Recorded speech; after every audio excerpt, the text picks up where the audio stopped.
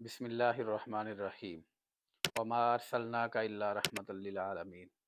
जी नाज़रीन, आप देख रहे हैं मेरा यूट्यूब चैनल। मैं हूँ मोहम्मद ज़फ़र इकबाल। आज हम बात करेंगे पाकिस्तान के बिगड़ते हुए हालात पे। जो इस वक्त पाकिस्तान में जिस तरह का माहौल पैदा किया जा रहा है, जिस तरह के पाकिस्तान में मौजूदा हालात हैं, इसका ज़िम्मेदार कौन है? अवाम या हुक्मरान? मेरी समझ से ये बात एक बाहर है कि सिर्फ चंद सौ लोगों का टोला यानी हुक्मरानों का वो 23 करोड़ अवाम पे विराजमान है और 23 करोड़ अवाम को उन्होंने यरगमाल बनाकर रखा हुआ है। ये चंद सौ का टोला है और इनको लाने में किन लोगों का किरदार है? हम लोगों का है। देखें कि अगर हम अपनी एक मस्जिद में, मोहल्ले की मस्जिद में एक इमाम रखते हैं ना, उसकी हम पूरी जांच-पड़ताल करते हैं कि भई इसका बैकग्राउंड क्या है, इसका पीछे किरदार क्या है, ये कहाँ का रहने वाला है। तो वहाँ पे हम पूछ-गिछ करते हैं जाके उस गाँव से जहाँ पहले उसने इमामत कराई होती है। यानी कि हम पूरी डिटेल में जाते हैं, एक मस्जिद के इमाम के लिए। और जब हमारे एक पूरे पाकिस्तान का जो इमाम है, यानी कि जो हुक्मरान है, जब उसकी बारी आती है तो हम लोग हर चीज़ भूल जाते हैं। सिर्फ़ किस चीज़ पे? एक बिरयानी की प्लेट पे और एक चाय के कप पे। हम अपना दीन, ईमान हर चीज़ बेच देते हैं। जो वोट है ना, वोट कहते हैं कि एक अमानत है। तो हम अपनी अमानत को ऐसे लोगों के हाथ में दे देते हैं कि जो क्रिमिनल, क्राइम और जराइम में मुलव्वस होता है। और हमारे मुल्क का एक सबसे बड़ा अलमिया ये है कि पाकिस्तान में जो सबसे बड़ा चोर, डाकू, लुटेरा होता है, हम उसको उतना ही बड़ा ओहदा दे देते हैं। ये पाकिस्तान की बेसिक जो तबाही का ज़िम्मेदारी है ना, वो यही मसला है कि हम जितना बड़ा क्रिमिनल बंदा होगा, हम उतना ही उसको बड़ा ओहदा दे देते हैं। सबसे मज़े की चीज़ देखें, अब मैं सऊदी अरेबिया में रहता हूँ, मैंने यहाँ पे एक चीज़ नोट की है कि किसी दुकान या किसी भी शॉप का इफ्तिताह जब होता है ना, तो सऊदी लोगों की ये मैंने एक चीज़ देखी है कि वो अपनी वालदा या वालिद से उस दुकान का इफ्तिताह करवाते हैं, उससे फ़ीता कटवाते हैं। लेकिन हम पाकिस्तानी क्या करते हैं, जब हम दुकान का इफ्तिताह करते हैं, तो हम अपने माँ-बाप की बजाय जो हमारे इलाके का एमपी, एमएन होता है, पता होता है कि ये बंदा कभी इसने तो ना कभी मस्जिद में गया, ना कभी इसने यानी कि दीन की खिदमत की, यानी जो भी है उसका अपना किरदार है, हम उसके किरदार पे नहीं जाना चाहते माज़रत के साथ। लेकिन हम उसको बुला के अपनी दुकान का जो है ना इफ्तिताह करवाते हैं। पहले दिन से ही हम क्रिमिनल बंदे से उसका इफ्तिताह करवा देते होते हैं रोज़ी का। अब कोई स्कूल है, तालीमी इदारा है, वहाँ पे हम लोग क्या करते हैं, वहाँ पे भी हम लोग यही करते हैं। हालाँकि हकीकत में होना ये चाहिए कि जब हमारे स्कूल का इफ्तिताह हो, तो हम अपने उस्ताद को बुलाएँ। अगर अल्लाह ताला ने उसको हयाती दी हुई है, अगर वो ज़िंदा है, तो हमें चाहिए कि हम अपने उस्ताद को बुलाएँ और उससे इफ्तिताह करवाएँ। लेकिन नहीं, क्या है वहाँ पे भी हम सियासतदानों को बुला के हम उससे इफ्तिताह करवाते हैं। क्यों? वो इसलिए कि कल को हमने खुद से जराइम करने हैं, हमने खुद से क्राइम करने हैं। क्या होता है कि कल को अगर कोई किसी किस्म का कोई मसला बन जाए, तो हम सीधे उसके पास जाएँगे तो वो हमें रिलीफ़ देगा। तो रिलीफ़ कैसा? जैसा कि आप देखें कि बाहर से एक किताब ₹50 की मिलती है, स्कूल में कितने की दी जाती है? ₹150 की। अगर कोई पूछ-गिछ करता है तो वो कहते हैं भई हमने अपने स्कूल की ही अलाउ करनी है, बाहर से हम नहीं लेंगे। ये चीज़ें करप्शन में, जराइम में क्यों आजकल के जो हालात हैं महँगाई पे, आप सबको पता है। लोग बेचारे अपने बच्चों की फ़ीसें पता नहीं कैसे अदा करते हैं, तो हर चीज़ में स्कूलों में क्या होता है कि ऐसे ही होता है। तो अब स्कूल के वो प्रिंसिपल जो होते हैं, जो ऑनर होते हैं, वो क्या करते हैं जब कोई प्रोग्राम होता है, इवेंट होता है, तो उसमें सहाफ़ियों को बुलाया जाता है, ठीक है? और उसके बाद सियासतदानों को बुलाया जाता है एज़ अ मेहमान ख़ुसूसी। इसकी रीज़न क्या है? यही है ताकि हम लोगों की जो करप्शन है, जो हमारे स्कूल के जो मामलात हैं, ना तो कोई सहाफ़ी कोई खबर लिखे और ना ही कोई इस पे एक्शन ले।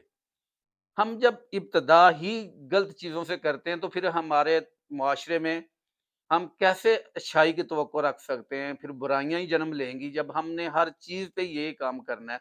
तो हम अगर देखें कि महफ़िल-ए-नात करवाते हैं, तो महफ़िल-ए-नात पे किसी अल्लाह के वली या अल्लाह के नेक लोगों को बुलाने की बजाय हम मेहमान ख़ुसूसी किसको रखते हैं? सियासतदानों को। क्यों? उसके पीछे भी एक रीज़न है। क्या? ताकि अगर टाइमिंग से थोड़ा बढ़ जाएगा प्रोग्राम या जो भी होगा, ताकि पुलिस आए, हम सियासतदान को कॉल करें, वो कहे भई छोड़ दो इनको यार, चलने दो।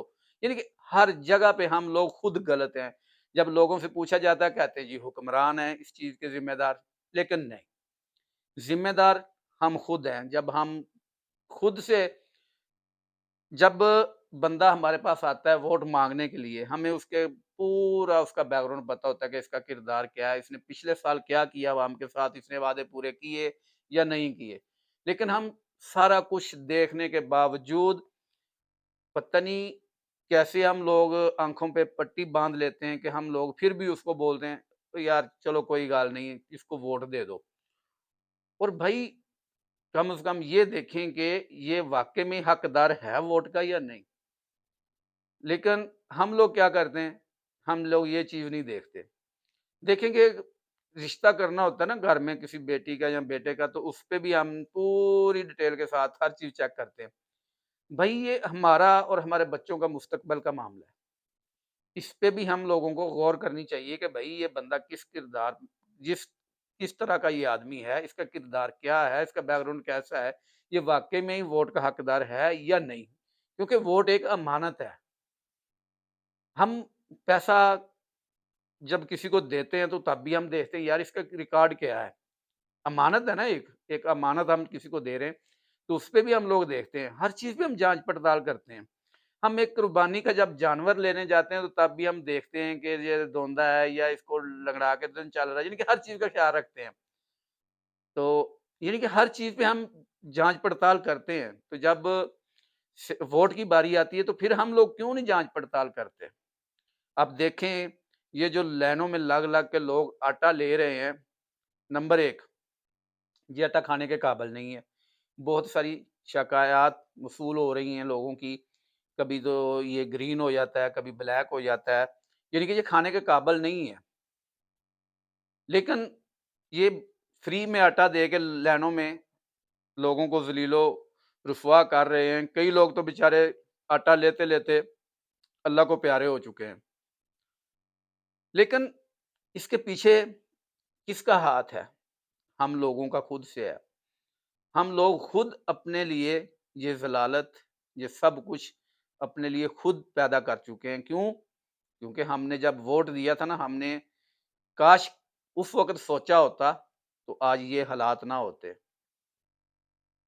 हमारा मीडिया देख लें, अल्लाह ताला उनको हिदायत नसीब फरमाए कि हर चीज़ पे हराम खाना, हर चीज़ पे यानी कि गलत बयानी करनी, हर चीज़ पे हम लोग हर चीज़ को जो है ना, पहले भी मैंने आपको कई मिसालें दी हैं, लेकिन ये जो अभी हमारा मीडिया है, पैसा दे के देख लें आप क्या है, पहले जब चीज़ें सस्ती थी तो हर एक मीडिया के लोग माइक पकड़ के लोगों के बीच में घुस जाते थे कि भई ये हालात हो गए हैं, महँगाई इतनी हो गई है, ये हो गया, वो हो गया। जब अब महँगाई हो गई है, अब लोगों का जीना हराम हो गया पाकिस्तान में, अब मीडिया क्यों चुप है? कहते हैं ना, जिसका खाते हैं उसके गीत गाते हैं, जिसका खाओ उसी के गीत गाओ। ये वही चीज़ है कि जो रुपया देता है वो उनको यानी कि वो हड्डी डालने की बात है, जिस तरह के उसमें उनके मुँह में हड्डी डाल दी गई है कि भई आपने बोलना नहीं है। लेकिन ये अपनी औलाद, अपने वालिदैन को हराम का पैसा खिला रहे हैं, ये रिज़्क़ हलाल नहीं है। क्यों? मैं ये चीज़ कहता हूँ कि अगर कोई गलत करता है ना, चाहे आपका कोई अज़ीज़ है, चाहे आपका कोई रिश्तेदार है, चाहे जो भी है, अगर वो गलत करता है ना, तो उसको गलत कहें। अगर हालाँकि आपके बड़े भी कोई अगर गलत करते हैं ना, उनको भी गलत कहें। क्योंकि नबी पाक सल्लल्लाहु अलैहि वसल्लम ने फरमाया था ना कि अगर मेरी बेटी भी चोरी करे तो मैं उसको भी वही सज़ा दूँगा, उसके भी हाथ काट दूँगा। लेकिन हमारा क्या किरदार है इस वक़्त पाकिस्तान के मीडिया का? हम आँखों देखी हर चीज़ हमें पता है, ऑन द रिकॉर्ड है सोशल मीडिया पे, यूट्यूब पे, हमारे खुद से चैनलों में, हर चीज़ होने के बावजूद हम इनके ऐबों पे पर्दा डाल रहे हैं, इनकी चोरियाँ छुपा रहे हैं, इनके हक में आवाज़ बुलंद कर रहे हैं पैसा लेके। तो ये क्या है? ये हराम है। ये अपने बच्चों को, अपनी आने वाली नस्लों के लिए हम तबाही का सबब बना रहे हैं, अपने बच्चों को हराम खिला रहे हैं। अल्लाह ताला हमें ऐसे हराम कामों से, अल्लाह ताला ऐसे रिज़्क़ के हराम से बचाए और रिज़्क़ हलाल खिलाने की तौफ़ीक अता फ़रमाए। तो इंशाअल्लाह नेक्स्ट हम किसी और मौज़ू के साथ दोबारा हाज़िर होंगे। तब तक के लिए दीजिएगा इजाज़त और साथ-साथ हमारे यूट्यूब चैनल पाक एनएन को सब्सक्राइब ज़रूर कीजिएगा। अगर कोई बात गलत लगी हो हमारी, अगर अपनी राय आप देना चाहते हैं तो कमेंट बॉक्स में लाज़मी हमें बताइएगा। अगर हमने कोई गलती की है या अगर किसी को मेरी बात बुरी लगी हो तो उसके लिए मैं माज़रत चाहता हूँ।